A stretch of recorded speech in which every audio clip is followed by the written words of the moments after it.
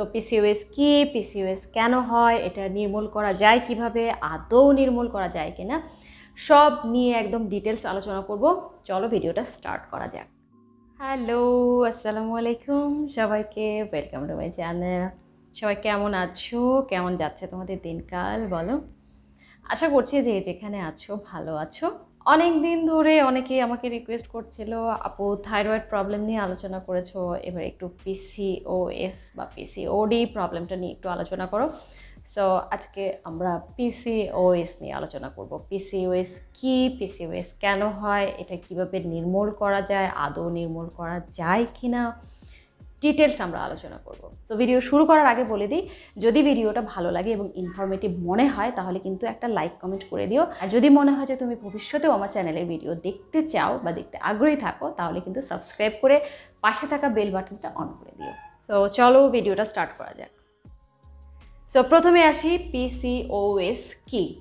অনেকেই বলে আমার পলিসিস্টিক ওভারি আছে, বা অনেকেই বলে পলিসিস্টিক ডিজিজ আছে বা পলিসিস্টিক সিনড্রোম আছে। তো পলিসিস্টিক ওভারি থাকা মানে হচ্ছে যে তার ওভারিতে ছোট ছোট ছোট ছোট সিস্ট আছে, ঠিক আছে। আর এই সিস্টগুলোর কারণে যখন শরীরে বিভিন্ন রকম সমস্যা শুরু হবে তখন সেটাকে আমরা বলি যে পলিসিস্টিক ওভারিয়ান ডিজিজ। সো এটা কেন হয়, এটা আসলে কেন হয় এটা তো শিওরলি বলা যায় না, কারণ অসুখ বিসুখ আল্লাহ যাকে যেটা দেয় এটা তো আছেই। এছাড়াও যে দুটো কারণের জন্য এই পলিসিস্টিক ওভারিয়ান ডিজিজটা হতে পারে সেটা হচ্ছে, প্রথম কারণ যেটা জেনেটিক, তোমার বংশের কারো যদি এটা থেকে থাকে তাহলে কিন্তু এটা তোমার হওয়ার প্রবণতা বেশি। সো সাবধান, যাদের বংশে কারো আছে এই প্রবলেমটা তারা কিন্তু সাবধান যে ভবিষ্যতে এটা তোমার হতে পারে। আর দ্বিতীয়ত যেটা হয় সেটা হয় লাইফস্টাইলের কারণে, খাবার দাবারের কারণে। লাইফস্টাইল ঠিকঠাক মতো বা হেলদি উপায়ে না চললে কিন্তু এই পিসিওএসটা হওয়ার প্রবণতা বেশি থাকে। বর্তমানে যেরকম দেখা যায় যে ইয়ং গার্লদের মধ্যে কিন্তু এই প্রবণতাটা বেশি, এই পিসিওএস বা পিসিওডি প্রবলেমটা কিন্তু বেশি। সো এটার লক্ষণগুলো কি? এটা লক্ষণ বিভিন্ন রকম হতে পারে। যেমন তোমার ফার্স্ট যে লক্ষণটা আসবে সেটা হচ্ছে তোমার অনিয়মিত পিরিয়ড হবে, মানে অনেক দিন পর পর হবে। অনেক দিন পর পর হওয়ার কারণে হয়তো দেখা যায় পরিমাণে কম হচ্ছে কিংবা পরিমাণে বেশি হচ্ছে, মানে স্বাভাবিক হবে না জিনিসটা, ঠিক আছে, অস্বাভাবিক কিছু লক্ষণ দেখা দিবে। এরপরে কি হতে পারে, তোমার ব্রণ হতে পারে, তোমার অ্যাকনি প্রবলেম হতে পারে, তোমার স্কিন কালো হয়ে যেতে পারে। তারপরে কি হতে পারে, তোমার অবাঞ্ছিত লোম গজাতে পারে যেখানে সেখানে, বা অনাকাঙ্ক্ষিত কোনো জায়গায় যেমন চিনে দেখা যায়। তারপরে তোমার হেয়ার ফল হতে পারে।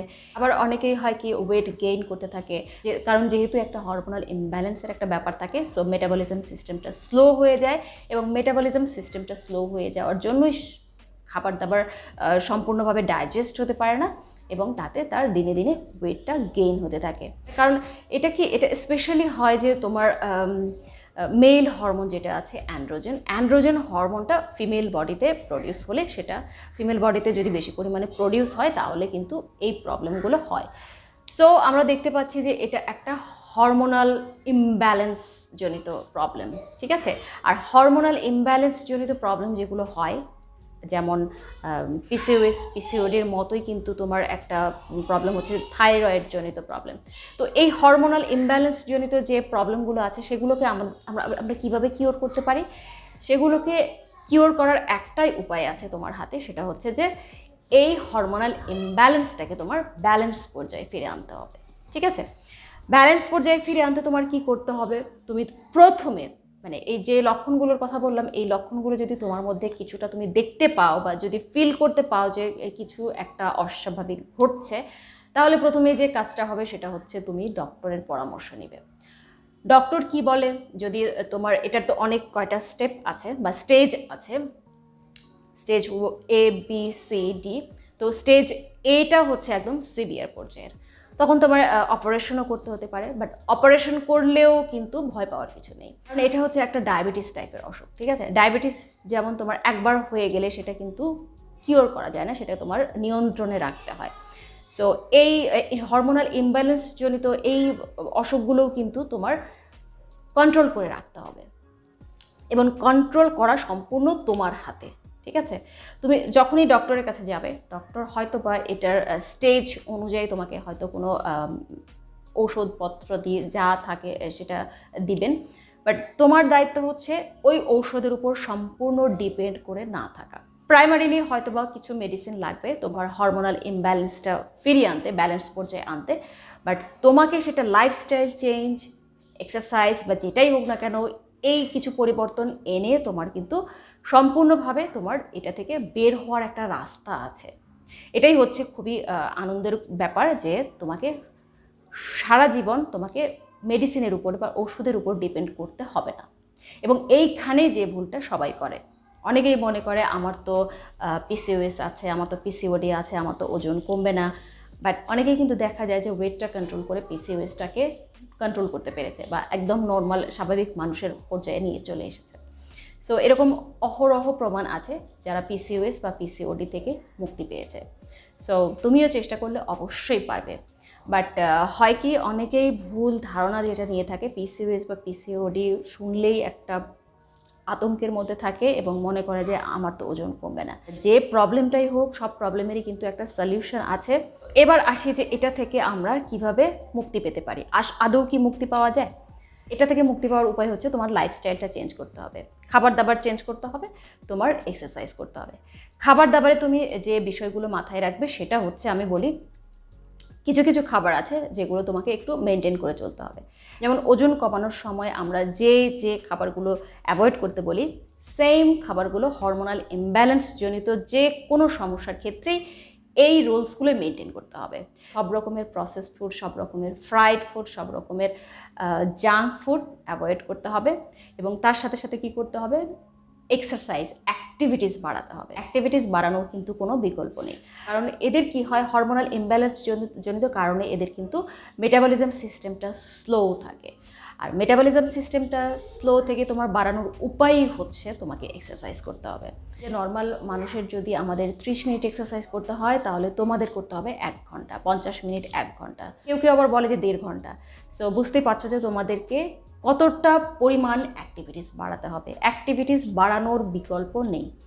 আর তাহলে খাবে কোন খাবারগুলো, বিশেষ করে কোনগুলো খাবে, লো গ্লাইসেমিক ইন্ডেক্স যুক্ত খাবারগুলো খাবে, যেগুলো তোমার একটু স্লো ডাইজেস্ট হয়। লাইক ধরো যে ওটস, তারপরে লাল আটার রুটি, লাল চালের ভাত, তারপরে সব ধরনের ফ্রুটস, সব ধরনের ভেজিটেবলস, এই খাবারগুলো তোমাদেরকে একটু বেশি খেতে হবে। আর কি খেতে পারি আমরা, বিভিন্ন রকমের নাটস খেতে পারি, বিভিন্ন রকমের সিডস খেতে পারি, বিভিন্ন রকমের ভিটামিন বি যুক্ত খাবারগুলো খেতে পারি। আর অ্যাভয়েড করতে হবে, তো অ্যাভয়েড করতে পারলে ভালো বা একদম কম রাখা ভালো, সেগুলো হচ্ছে যে ডেইরি প্রোডাক্টসগুলো, দুধ বা দুধ জাতীয় খাবারগুলো কিন্তু একটু কম খেতে হবে বা বাদ দিয়ে দেওয়া ভালো। আর সয়াবিন জাতীয় বা সয়া ফুড যেগুলোকে বলে, সেগুলো কিন্তু তোমার অ্যাভয়েড করতে হবে। এই মোটামুটি রুলসগুলো মেনটেন করবে খাবার দাবারে, তাহলে কিন্তু দেখবে তুমি পিসিওএস প্রবলেমটাকে তুমি কন্ট্রোল করতে পেরেছো এবং ওয়েট লস করতে পেরেছো।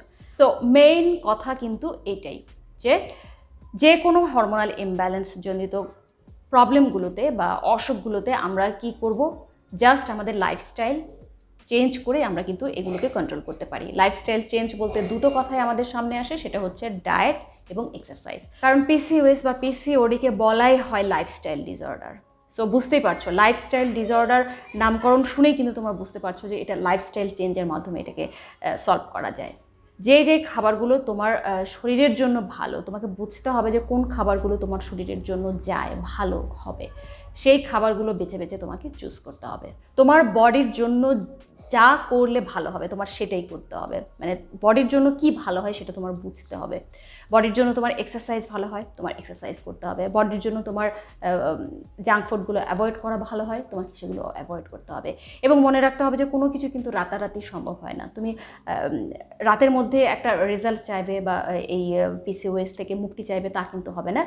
সিস্টগুলোকে তোমার কন্ট্রোল করতে হলে বা ফ্লুইডগুলোকে তোমার যদি কন্ট্রোল করতে হয়, তাহলে কিন্তু তোমার লাইফস্টাইল চেঞ্জ করতে হবে এবং ধীরে ধীরে ধীরে ধীরে সেগুলো তোমার কন্ট্রোলে চলে আসবে। ধীরে ধীরে আস্তে আস্তে আস্তে আস্তে তোমার লাইফে চেঞ্জ আনতে হবে। তাই যে পিসিওএস বা পিসিওডি থাকলেই ভয় পাওয়ার কোনো কারণ নেই। জাস্ট মনে করো যে এটা সম্পূর্ণ তোমার হাতে, তুমি কন্ট্রোল করতে পারবে এবং সেটার জন্য তুমি আজ থেকেই কাজে লেগে যাও। কারণ সব রোগ থেকে মুক্তি পাওয়ার একটাই উপায়, হেলদি লাইফস্টাইল। তো পিসিওএস পিসিওডিও কিন্তু এর বাইরে না। তো যারা এই প্রবলেমটা নিয়ে আছো বা প্রবলেমগুলো ফেস করছো, তারা আশা করছি এই রুলসগুলো মেনটেন করবে, খাবার দাবারে ডায়েটে এই রুলসগুলো মেনটেন করবে, এই খাবারগুলো যেগুলো খেতে বললাম সেই ধরনের খাবার খাবে, এবং যেগুলো অ্যাভয়েড করতে বললাম সেগুলো অ্যাভয়েড করার চেষ্টা করবে। সাথে সাথে কিন্তু অবশ্যই তুমি এক্সারসাইজটা অ্যাড করবে, এবং এক্সারসাইজ না পারলেও আমি বলবো যে ওয়াকিংটা স্টার্ট করবে। ট্রাই করে দেখো, সময় দাও, নিজের বডিকে সময় দাও। অবশ্যই বডি তোমার গুড লাইফস্টাইলের সাথে খাপ খাওয়াতে বাধ্য হবে। সো আশা করছি ভিডিওটা তোমাদের জন্য অনেক ইনফরমেটিভ হবে। কেমন হয়েছে জানিও। সো দেখা হবে পরবর্তী ভিডিওতে অন্য কোনো নতুন টপিক নিয়ে। আল্লাহ হাফেজ।